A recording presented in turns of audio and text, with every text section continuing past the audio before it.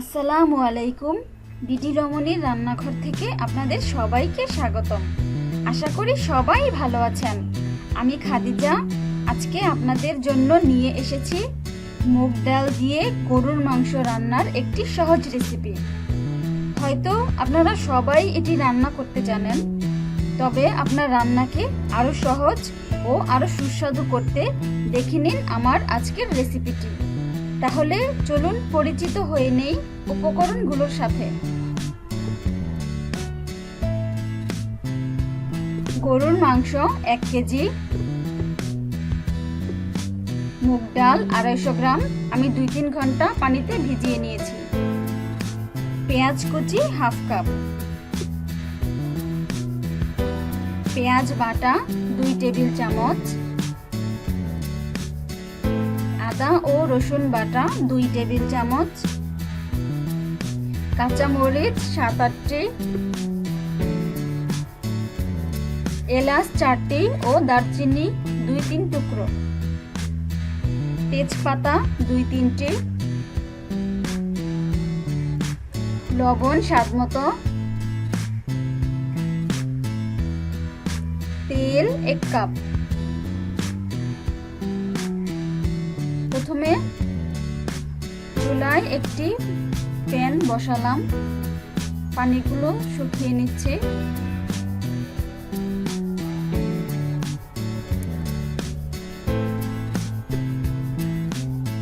Pan গরম হয়ে গেছে, তেলগুলো ঢেলে দিচ্ছি।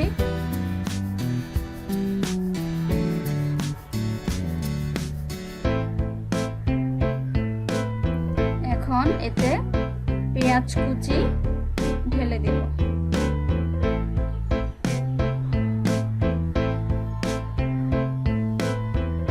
নাড়তে হবে যাতে সবগুলো পেঁয়াজ সমানভাবে ভাজা হয়।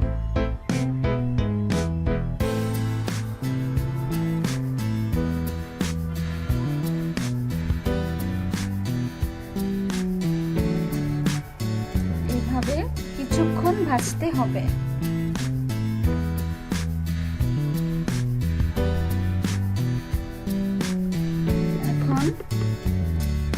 এলাচ, দারচিনি ও তেজপাতাগুলো দিয়ে দিব।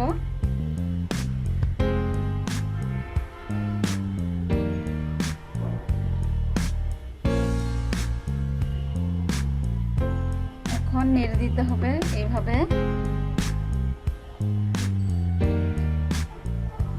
আমি পেঁয়াজ ভাজার সময় দিয়েছি, আপনারা চাইলে পরও দিতে পারেন। আমি ঢেলে দিলাম একটু।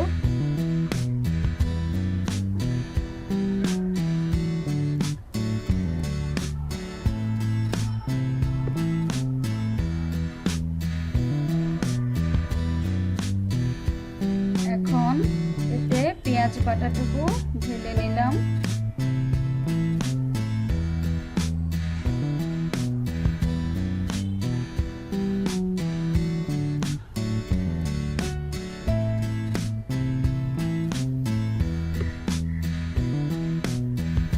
এবার আদা রসুন বাটা ঢেলে নিলাম।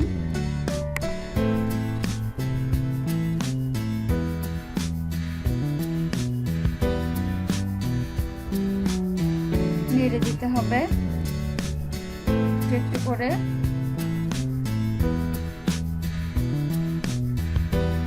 এখন এতে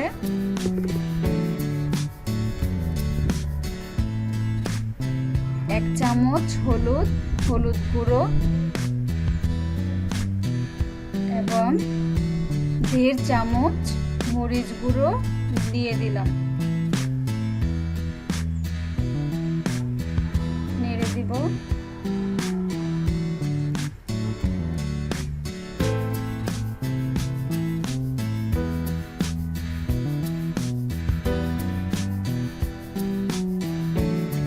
এবার 1 চামচ ধনিয়া গুঁড়ো,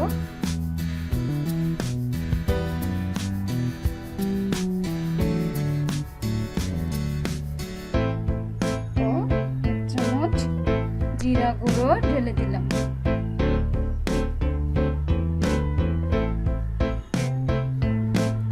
নেড়ে দিব, খুব ভালো করে কষাতে হবে। করে তেল ভাসছে।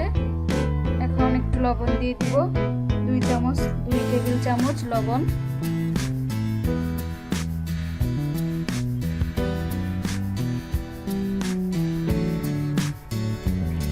দেখেন কেমন সুন্দর লাগছে।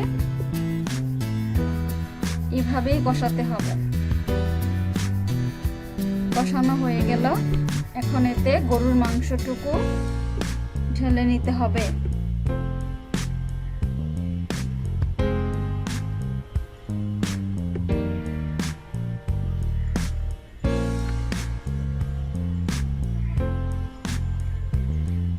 মাংসগুলো আমি ছোট ছোট টুকরো করে কেটে নিয়েছি এবং খুব ভালো করে পরিষ্কার করে নিয়েছি।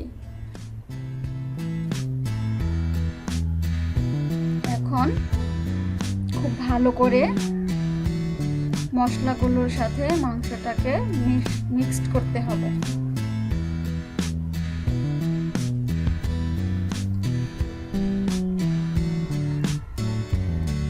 এবার ঢাকনা দিয়ে ঢেকে দিলাম।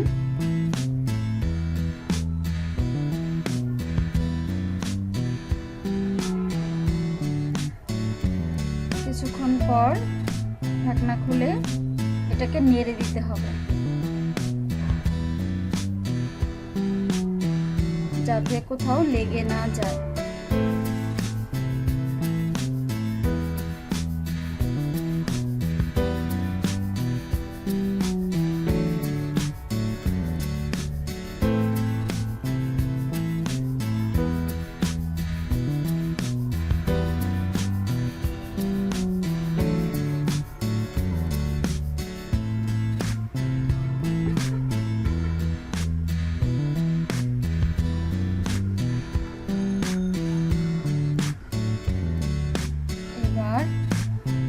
কাঁচামরিচগুলো ঢেলে দিব।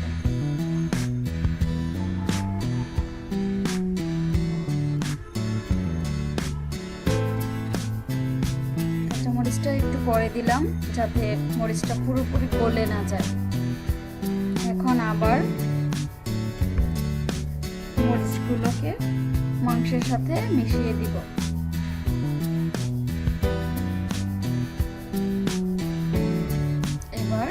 দিয়ে ঢেকে দিতে হবে। 5 মিনিট পর ঢাকনা খুলে আবার নেড়ে দিব।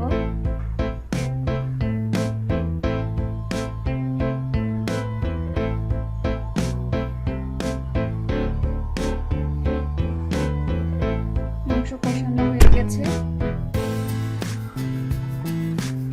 অনেক সুন্দর কালার হয়েছে। দেখতে হবে মাংস সিদ্ধ হয়েছে কিনা। সিদ্ধ হওয়ার আগ পর্যন্ত বারবার এভাবে কষাতে হবে। হয়ে গেছে সিদ্ধ। এখন আমি ডাল ঢেলে দিচ্ছি।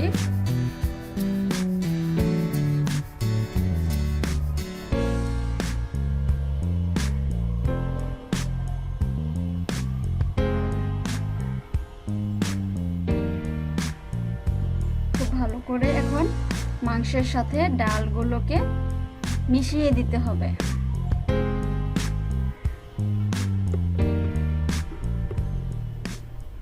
যাতে করে পুরো ফ্লেভার সব জায়গায় ছড়িয়ে পড়ে। মেশানো হয়ে গেছে, এখন ঢাকনা দিয়ে ঢেকে দিব। 5 মিনিট পর ঢাকনা খুলে নেড়ে দিতে হবে।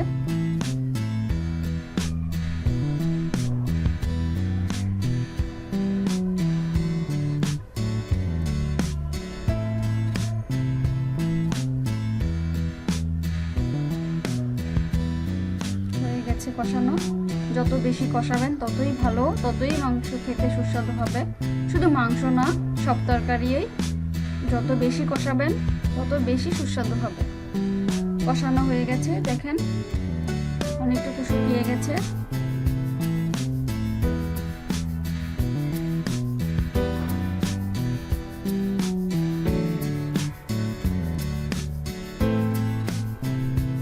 এখন এতে পানি দিয়ে দিতে হবে।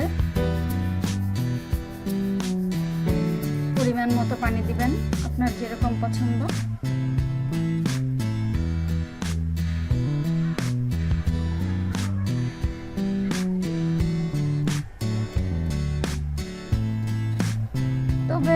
সব সময় আমি একটু বেশি পানি দিই, বেশি পানি দিয়ে চুলার জাল বাড়িয়ে দিই, কারণ যত বেশি জাল হয় তরকারি ততই খেতে ভালো লাগে। এখন ঢাকনা দিয়ে ঢেকে দেব।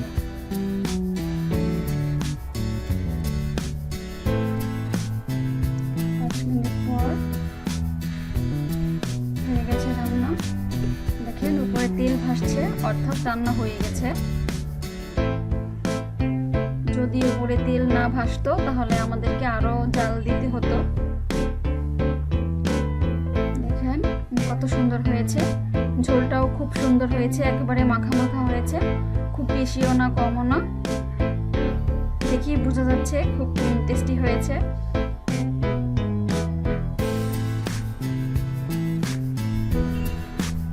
এখন চুলা থেকে নামিয়ে ফেলবো। হয়ে গেছে, দেখেন কত সুন্দর লাগছে,